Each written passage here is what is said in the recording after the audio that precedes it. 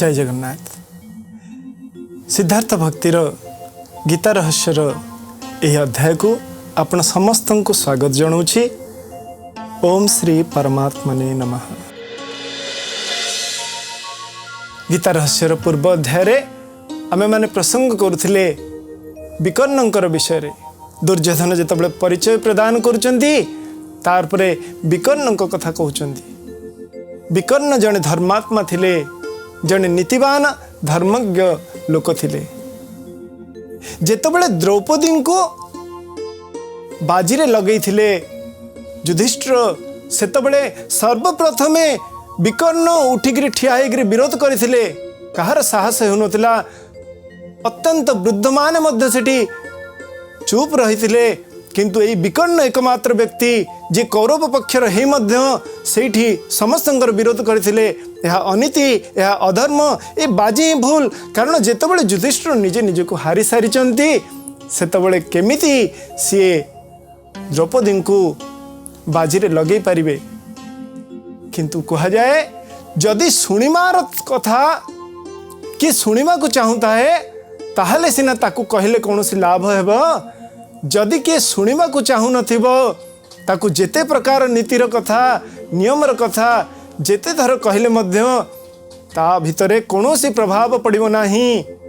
ठीक सही प्ररी विकर्णंकर बारंबार कहवा सत्वे, विकर्णंकर बारंबार मना करवा सत्वे केही सुनी नथिले। अच्छा, विकर्ण जेतेबाला विरोध करुथिले, ए कर्ण कौन करथिले, तांको हाथ धरी टाणी तांको बसई देथिले। बहुत समय विचार करा जाए कर्णक विषय रे जे कर्ण जने श्रेष्ठ वीर, कौन से संदेह नहीं।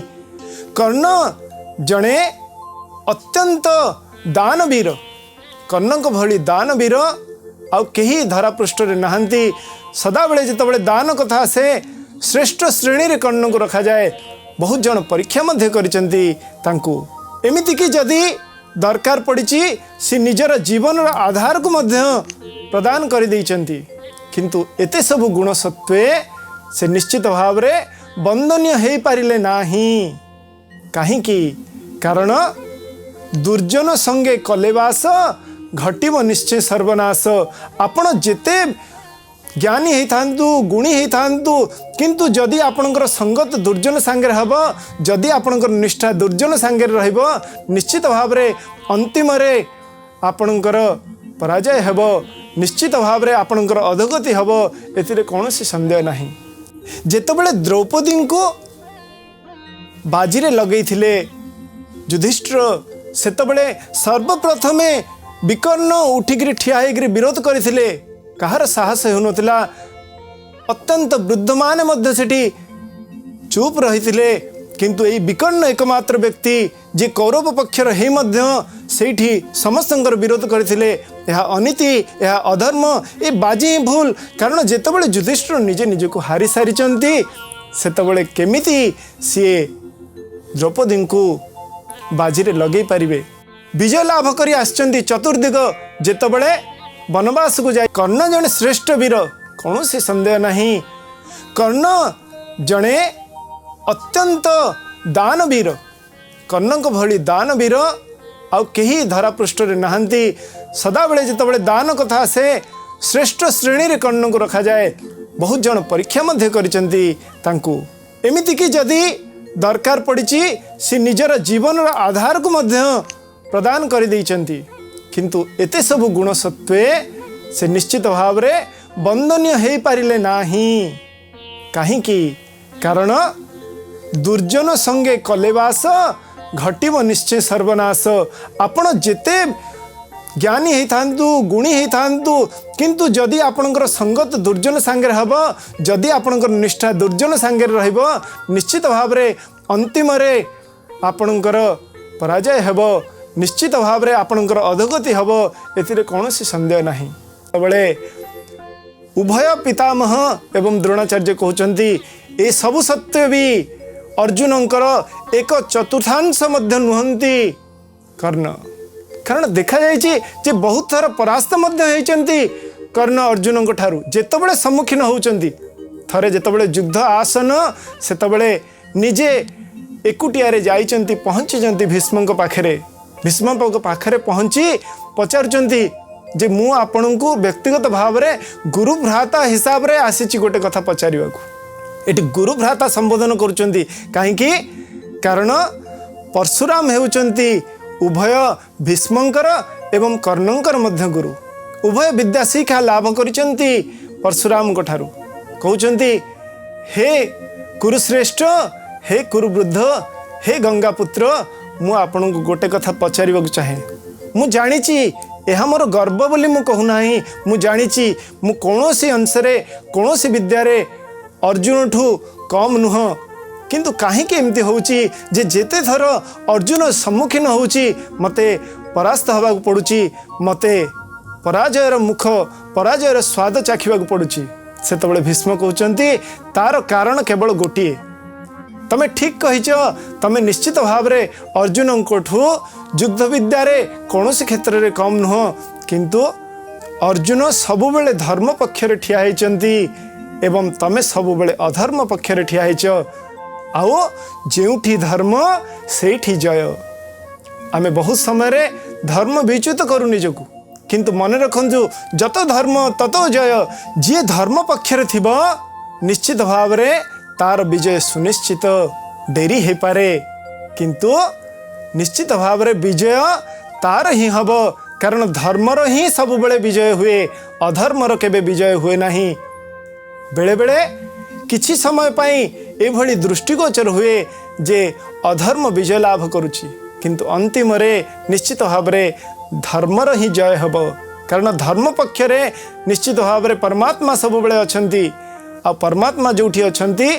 तांकर निश्चित भाव रे कोनोसी समय रे पराजय संभव नुह तो एई थिला कर्णर दुर्बलता कर्ण कौन करथिले सब बेले दुर्योधन को पक्षरे थिले सी जानी थिले बहुत समय रे जानी सुनी अनीतिर आश्रय करुथिले केवल दुर्योधन को खुशी करबा पई तापरे भीष्म को पचारुचंती जे मोर ताहले कौन कर्तव्य सेतबेले भीष्म तांको कहउचंती जे एई विषवृक्षर छायारू निजको दूर कर तमे छाड़ी दियो दुर्योधन को ताहले निश्चित भाव रे तमे तम श्रेष्ठत्व को प्राप्त हब सेतबेले गोटे प्रश्न करुचंती भीष्म को जे आपण कौन छाड़ी दे पारिबे सेतबेले भीष्म कहउचंती मु मो प्रतिज्ञा द्वारा निजको बांधी रखिछि सिंहासन सहित मोर प्रतिज्ञा अछि जे मु सदा सर्वदा जी हस्तिनापुर सिंहासन रे बसिबो तार सुरक्षा पाई सदा सर्वदा ठिया हेबी एति कथा जेतबेले सुनिचंती सेतबेले कर्ण कहिचंती भीष्म को जे मते मोर उत्तर मिली गला तेणु करी मु कदापि दुर्योधन को कौनसी प्रकार अवस्था रे मध्य छाड़ी परिबी नाही विकर्ण को जेतबेले कर्ण बसई देइचंती सेतबेले बसी पडिचंती तांको कथा केही सुनी नाहंती किंतु विकर्ण जने धर्मात्मा थिले एथिरे कौनसी संदेह नाही जेतबेले ए विकर्ण भीमसेन हाथ रे मृत्युवरण करथिले भीमसेनकर विकर्णकर जेतबेले युद्ध होउची सेतबेले भीमसेन कहउचंती मु तुमको मारिबा को चाहू नाही तमे मो सम्मुखरु हटी जाओ किंतु विकर्ण कहउचंती जे मु मोर धर्म पालन करुची तमे तम धर्म पालन कर निश्चित भाव रे युद्ध हब वीर गति को किए प्राप्त हब सेटा तो विधातार इच्छा तापरे भीषण युद्ध होइची विकर्ण संगे भीमंकर हाथ रे वीरगति को प्राप्त होइचंदी विकर्ण भीम विशाल बलशाली एते ज्ञानी सेठी कांदुचंती प्रसंग जदि आमे देखिबा महाभारतर ताले दुईटी जगह रे भीम कांदुचंती जेतबेले विकर्ण मृत्यु मुखर पड़िचंती तांका हाथरू आ गोटे होची जेतबेले विराट सभा रे किचक द्रौपदी को गोईठा मारिचंती ए प्रसंग समस्ते हुए तो से भली जानी नथिबे किंतु विकर्ण को विषय रे विकर्ण जेतबेले मृत्यु मुखर पड़िचंती भो भो हेकरी कांदुचंती भीम कहउचंती तमे जने धर्मात्मा मु केबे भी तुमको मारिबा को चाहे नाही किंतु कौन करिवि धर्म पक्ष रे युद्ध करूची तमे मो सम्मुख रे आसी ठिया आइच तेणु करी मते तुमको मारिबा को पड़िला मु 100 पुत्र को वध करिवि ए अधर्म वृक्ष को समूले उत्पाटन करी बोली प्रतिज्ञा करिछि तेणु करी मते तुमको मारिबा को पड़िला कौरव पक्ष रे जति विशेष भाव रे कि नीतिवान धर्मात्मा थिले सी होचंती विकर्ण। तार परे आउ जने विशेष ना नौचंती दुर्योधन सी होचंती सोमदत्त। सोमदत्तंकर पुत्र। सोमदत्त किए थिले? सोमदत्त थिले बाल्मीकि पुत्र। बाल्मीकि होचंती शांतनुकर भ्राता। शांतनुकर भ्राता बाल्मीकि तांको पुत्र होचंती सोमदत्त। सोमदत्तंकर पुत्र होचंती भूरिश्रवा। तांकरी कथा कहउचंती सोमदत्तिस्तथैव च। एई भली वीरमानंकर ना नौचंती। सोमदत्ती मध्य जणे बहुत धर्मात्मा थिले। जाग यज्ञ करवा ब्राह्मण मानू जो माने दरिद्र थिले सेमानंकु सदा सर्वदा तांकर केमती कल्याण हेबो एवं धर्म स्थापना हेबो ता प्रति सर्वदा चेष्टारत थिले। जणे बहुत बड़ धर्मात्मा थिले। से मध्य महाभारत युद्ध रे मृत्युवरण करिसंती। अच्छा चिंता करंतु एते गुड़िए महारथी मानकर ना जितेबाला दुर्योधन नहीं सारे प्रथमे पांडव पक्षर तारपर निज पक्षर कौरव पक्षर से चिंता करुचंती आउ केते महारथी मानकर ना कहबी। तेणुक तारपर ताको समाप्त करुचंती। कौन कही समाप्त करुचंती? सेतबेले दुर्योधन कहउचंती अन्ये च बहवः सूरा मदर्थे त्यक्त जीविताः। कहउचंती केते जनक ना नेबी अन्ये च बहवः सूराः। आहु अनेक वीर माने अछंती केते जनक आउ ना निया जीव जो माने मो पाई जीवन दबा को प्रस्तुत अछंती। एठी दुर्योधनर अहंकार किभली भावरे प्रकाश पाउछि। जे अहंकारी व्यक्ति जे स्वार्थपर व्यक्ति से सबुबले चिंता करे जे जहा किछि अछि सबु होची मो पाई। आमे माने जीवन रे मध्य एही दृष्टिकोण को सदा सर्वदा त्याग करबा उचित। आमे माने बंचुचे आमे माने सबुबले चिंता करबा जदि जे ऑल इज फॉर मी सबु किछि मो पाई ताहले आम जीवन रे केबे भी आनंद पाइबा नाही आमे शांति पाइबा नाही। किंतु सूक्ष्मतार सहित देखा जाए जे प्रत्येक जीवन रे एई भली किंचित भाव रह जाए जे जहा किछि अछि सबु मोर आनंद वर्धन पाई सबु मोर उन्नति साधन पाई सबु मोर सुख वर्धन पाई अछि। आमे संसार रो भी जहा वस्तु अछि संसार रे भी अन्य जीव जगत जो माने अछंती तांको प्रति मध्य बहुत समय रे एई प्रकार भाव पोषण करू। किंतु एई प्रकार भाव पोषण करबा अपेक्षा आमे जदि एई प्रकार चिंता करबा जे मो अछि समस्तंक पाई मो कोन काम रे आसीबे समस्तंक पाई मो जीवन केमती अन्य मानकर सुख वर्धनर कारण हेबो जदि एई प्रकार भावना आम मध्यरे स्थान पाइबो निश्चित भाव रे आम जीवन अत्यंत उन्नत होई उठिबो। किंतु पूर्ण विपरीत भावना रे प्रतिष्ठित दुर्योधन एठी कहउचंती मदर्थे त्यक्त जीविता एमाने धर्म पक्षरे नाहंती। अच्छा एठी गोटे विचार करिवार कथा होची पांडव पक्षरे जो माने युद्ध करबा को आछंती से माने कोन पई आछंती कारण धर्म पक्षरे युद्ध करिवे अधर्म जेमती विजय लाभ न करिवो सेति पई तांको संगत दवा को आछंती। किंतु एठी दुर्योधन सांगरे सम्मिलित जो माने हेचंती को माने भयरे को माने निजर व्यक्तिगत स्वार्थ सिद्धरे आपण माने देखिवे साधारणतः जहाँ पाखे बल थिबो जहाँ पाखे क्षमता थिबो समस्त जाइकरी ता पक्षरे बाहा बाहा करिवे।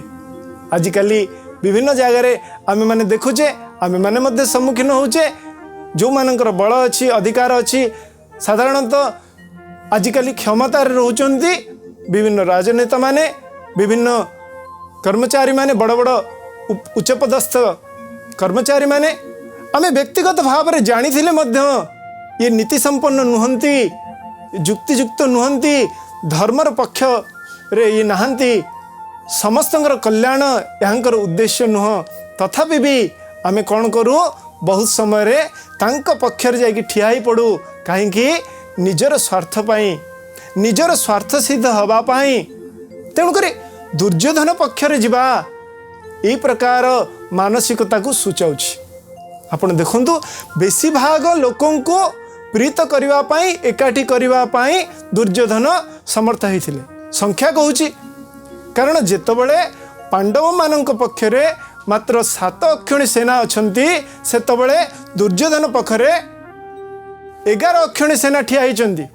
तेणुक विचार कले आम जापर जे दुर्योधन समर्थ होती बहुत जन को कले बड़े कौशले विभिन्न प्रकार रे एकाठी करने निज पक्षरे आने चेष्टा करना बोली नुह, निजे साक्षात भगवान श्रीकृष्ण मध्य समस्त पाखक जाइचंती, समस्त को कहिचंती जे तमे अन्याय पक्षरे रुह नाही, तमे धर्म पक्षरे रुह। किंतु बहुत गुड़िए चेष्टा भगवान करथिले मध्य एही युद्धरे बहुत कम संख्यार जुटिचंती पांडवों पक्षरे 7 अक्षणी सेना प्राय 1.5 गुणा संख्या जुटेवा को समर्थ होइचंती दुर्योधन। तेणुकर विचार करने दरकार। किंतु उद्देश्य कौन? जेतबळे आमर उद्देश्य निजर स्वार्थ सिद्धि एवं निजर कल्याण, मोर कौथरे भल हम, मोर कौथरे सुख उत्पन्न हम, मु जहाँ चाहूँगी ताहा केमती निश्चित भाव में फ्रुटफुल हम, ताहाकु मु प्राप्त हेबी, यही प्रकार भावना रखिले निश्चित भाव में कल्याण हम नाही, अंतिम निश्चित भाव में पराजय स्वाद चाखा पड़ो, एथिरे कौनसी संदेह नाही। दुर्योधन एठी अत्यंत दृढ़ोक्ति प्रकाश करी कहउचंती नाना शस्त्र प्रहरणा सर्वे युद्ध विशारदा, समस्ते एमाने को प्रकार वीर, एमाने युद्धरे विशारद, एमाने सबु प्रकार युद्धरे कलारे निपुण, एमाने सबु प्रकार बिहु विषय जानिचंती, एमाने एका एका। अच्छा, महारथी विषय आम चर्चा करिचे आगु जे एकुटिया जे 10,000 सैनिकों सहित एकुटिया लड़ाई करें सी होचंती महारथी। आउ सबु प्रकार शस्त्र एवं शास्त्र रे तांकर ज्ञान थिबो। दुर्योधन ये जो परिचय प्रदान करुचंती एमाने समस्ते जणे जणे विशिष्ट महारथी, एमाने सबु प्रकार शस्त्र एवं एटी प्रहरण शब्द अछि, शस्त्र जोटा को आमे हाथ नहीं कि लड़ू जमती गदा अछि, आउ जोटा फिंगिकी मारती ताकू कहते प्रहरण, जहाँ को प्रहार करा जाए दूररू जमती भाला प्रहार करा जाए। तेणुक एटी दुर्योधन कहते ये माने कौ भली वीर, एमाने समस्ते महारथी, आउ सबु प्रकार शस्त्र शास्त्र रे एमाने पारंगम, युद्धर विशारद, समस्ते जानिचंती युद्धर केमती विजय लाभ करने को हुए एवं समस्ते वीर। यही प्रकार जितेबाला दृढ़ोक्ति प्रकाश करुचंती सेतेबाला आउ गोटे विशेष कथा तार परे दुर्योधन कहउचंती अपर्याप्तं तदस्माकं बलं भीष्माभिरक्षितं पर्याप्तं तदमेतेषां बलं भीमाभिरक्षितं। कहउचंती अपर्याप्तं तदस्माकं, आमर जो बल अपर्याप्त तद अस्माकं, आमर ये जो बल आमर ये जो सैन्य बल ता अपर्याप्त।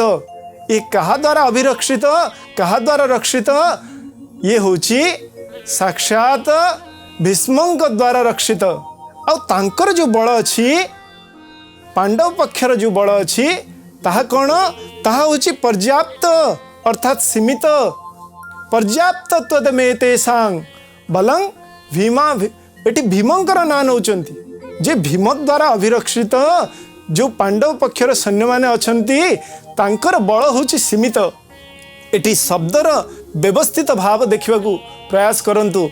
प्रथमे आमे अपर्याप्त कथा कहउचंती निज पई, असीमित परवर्ती क्षेत्र में पांडव मानकर सैन्य पाई प्रयोग करुचंती शब्द जे ताहा होची सीमित पर्याप्त। किंतु जदि शब्द दृष्टिकोण आम विचार करवा गोटे अर्थ देखिए पर्याप्त शब्द मध्य एपरी प्रयोग करा जाए जे गोटे गोटे जगह आम कहचे जे जेतिकी अच्छी ताहा पर्याप्त अर्थात यथेष्ट। आउ गोटे अर्थरे अपर्याप्त शब्द होची से दृष्टिकोण विचार कले यथेष्ट नुह। किंतु एठी दुर्योधनकर भाव कौन? जेहेतु तांको पक्षरे 11 अक्षणी सेना अच्छी प्राय 1.5 गुणा पांडवों सैन्यों अपेक्षा से विचार करुचंती आम पक्षरे मध्य भीष्म अछंती, द्रोणाचार्य अछंती, कृपाचार्य अछंती, अश्वत्थामा अछंती, कर्ण अछंती, एभली महान वीर माने अछंती। तेणुकरी आमर जो बल अच्छी ताहा होची पर्याप्त। आ पांडव पाखरे पांडव मानक सपक्षरे जो बल अच्छी सैन्य बल कथा कह जाउची एठी ताहा होची अपर्याप्त ताहा यथेष्ट नुह। एठी आपण जदि पुनश्च विचार करिवे ताहले देखिबा को पाइबे जानिबा को पाइबे पुणी भीमंकर कथा कहउचंदी। जदि आमे दृष्टिकोण को नबा पूर्ण जो सैन्यर व्यूह रचना करा जाए जो व्यवस्थित भाव रे ता भीतर जने प्रधान सेनापति थांती। जदि भीष्मंक द्वारा अभिरक्षित कहगला ताले सी तो कौरव पक्षर सेनापति ताले सेथिरे कौनसी प्रकार व्यतिक्रम देखा जाऊ नहीं। तो एठी सी कहि परिथांते जे धृष्टद्युम्न द्वारा अभिरक्षित धृष्टद्युम्न द्वारा परिचालित किंतु से भीमंक कथा कहउचंदी। जदि दृष्टिकोण निया जाए व्यवस्था दृष्टि देखा जाए ताले भीष्म जो जगह अछंती कौरव सेना रे तांको दृष्टि सदा सर्वदा गोटे प्रोमिनेंट पोजिशन रे सब बेले अछंती जोटी तांको दृष्टि संपूर्ण कौरव सेना ऊपर रहिबो कि कोठी कोन करूची। सेही बड़ी भीम मध्य सबुठ प्रोमिनेंट पोजिशन रे अछंती पांडव पक्ष रे विशेष भाव में दृष्टि रखुचंती जे सबु सेनानायक माने सबु सेनापति माने सबु सैनिक माने किबड़ी भाव में निजर युद्ध को आगु को नौचंती एई बड़ी गोटे प्रोमिनेंट पोजिशन रे अछंती। आउ गोटे विशेष कारण अच्छी जोति पाई भीमंक कथा कहउचंती। जदि मूलरू देखा जाए प्रथमरू देखा जाए दुर्योधन सबु बेले भीम को निजर प्रतिपक्ष भाव में नैचंती। तांकर स्पर्धा सबु बेले भीम को नेकरी कारण भीम थिले प्रचंड शक्तिशाली आ भीम को मारिबा पई सबुठ अधिक थर प्रयास करिसंती दुर्योधन। आमे माने परवर्ती क्षेत्र रे सुनिचे भी महाभारत रे आमे जानिचे भी सबु बेले भीम को परास्त करबा पई से गोटे लोह भीम करिकरी ताकरे अभ्यास करुथिले जे जेतबेले भीमंकर सम्मुखीन हेबी सेतबेले भीम को मारिबी। जदि विष देइथिले भीम को मारिबा पई खीरी रे मिसई किंतु भीम जेतबेले गले आहुरी बलशाली ही पळे आसिले तेणुक भीमंक प्रति गोटे विशेष तांकर क्षोभ थिला। सबु बेले मुख्यतः भीम को परास्त करबा पई से चेष्टा करुथिले तेणुक बारंबार तांको भितरे तांको मन भितर थिबा ए जो भाव सबु बेले तांकर वचन रे प्रस्फुटित हो जाउथिला। आ गोटे कारण थिला किछि विशेष कारण थिला जे भीम युद्ध कला रे दुर्योधन गोटे समय रे दीपाद आगे थिले। गोटे समय कथा जेतबेले प्रीत थिले पांडव मानक प्रति बलराम एवं श्रीकृष्ण उभय तो भीम बलराम विशेष युद्ध कौशल मल्ल युद्ध कुस्ती एवं गदा युद्ध शिक्षा करथिले। तो यही जो शिक्षा परवर्ती क्षेत्र रे दुर्योधन मध्य ग्रहण करथिले। ये गोटे विशेष प्रसंग गोटे कथा होची जे गोटे समय रे अर्जुन सुभद्रा को विवाह करथिले। से जो विवाहर प्रसंग थिला ताहा बलराम को पसंद आसी नथिला बलराम चाहू नथिले कारण से प्रसंग थिला जे दुर्योधन को कथा देथिले बलराम जे तांकर विवाह सुभद्रा सहित हब। दुर्योधन निवेदन करथिला गोटे समय रे एवं दुर्योधन पाखरु जेतबेले प्रत्यावर्तन करथिले बलराम सेतबेले कथा देथिले जे सुभद्रांकर विवाह तांक संगे हेबो एवं निजर माता पिता को मने नैथिले एथिपई किंतु जेतबेले एई कथा श्रवण करिया को पाइले भगवान श्रीकृष्ण सेतबेले से चिंता कले जे एई भली गोटे अधर्मी सहित निश्चित भाव रे मोर भौणीर विवाह हब नाही। वर्तमान समय हेछि गीता रहस्यर एई कार्यक्रम रु आमे वर्तमान विदाय नबा पुणी देखा हबो आगामी अध्याय रे। जय जगन्नाथ।